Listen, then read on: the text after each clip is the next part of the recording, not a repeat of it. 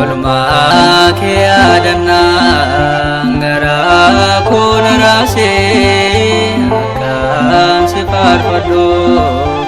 afora kullu kada daise kullu ne ondo maka ke ni farso ulfin ke gudda jechi ko sinipsu Olma ke adanna gara kun rase akan sifar padu afora kullu kada daise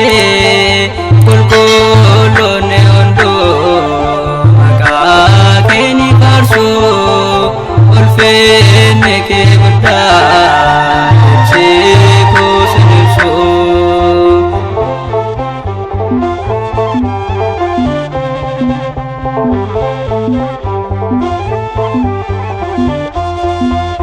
Makan ke surata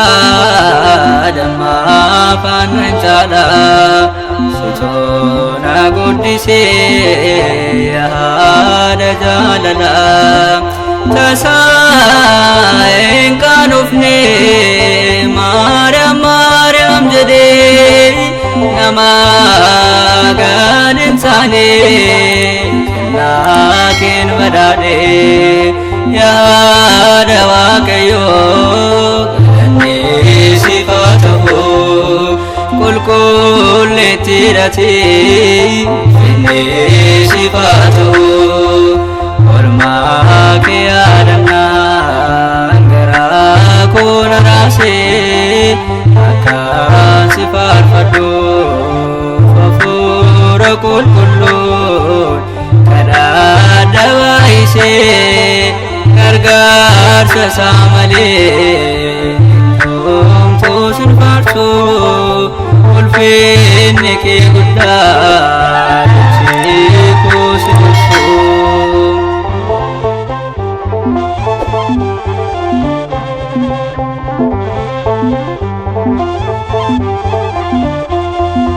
Uumama hundaan duraa yaada abbaan kan turte karaa kee banamee barbaadde waan cufte fuuliin kee urgaa abaaboo gannataa sanyiin kan hin buune oomisha kibxataa dunkaana miidhagdu ganni sifatahu yabultu waaqummaa kabajni sifatahu olmaa kee adanna garaa kun rase akkan si faarfadhu hafuura qulqulluun kadhaa dabaayise qulqulloonni hunduu maqaa kee si faarsu ulfinni kee guddaa jechi koo sin ibsu.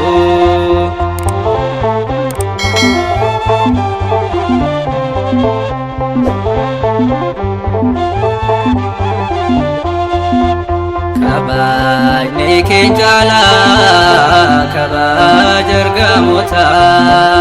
tasaan qommaanii farmaa kee usibsita kan filaman jaalaat kan filatamte durbummaa dandeessee ammaa kan nuuf laatte kennaan kan guutamte nagaan sifatahu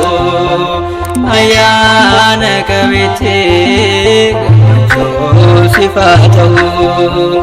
olmaa kee adanna garaa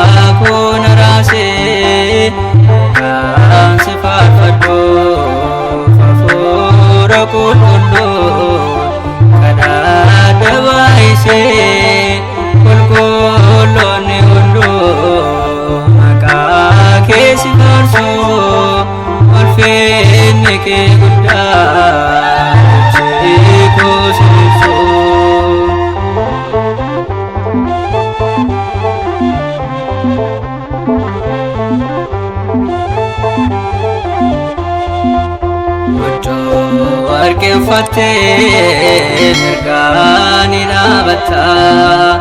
aduur harka torbaa miidhagdee nifta dhalaan gadalaas naan himaa waa'ee kee chaappeeffamee jira laphee koot maqaan kee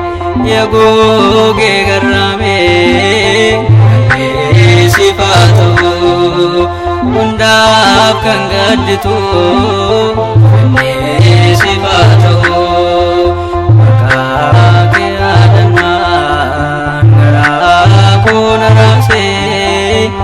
kan si faarfadhuuf hafuura qulqulluun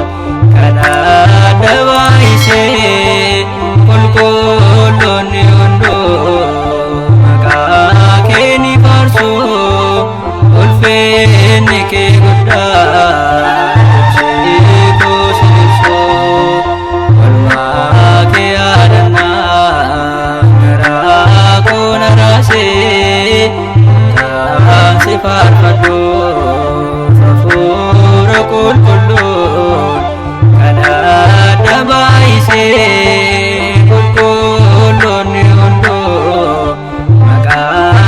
si faarsu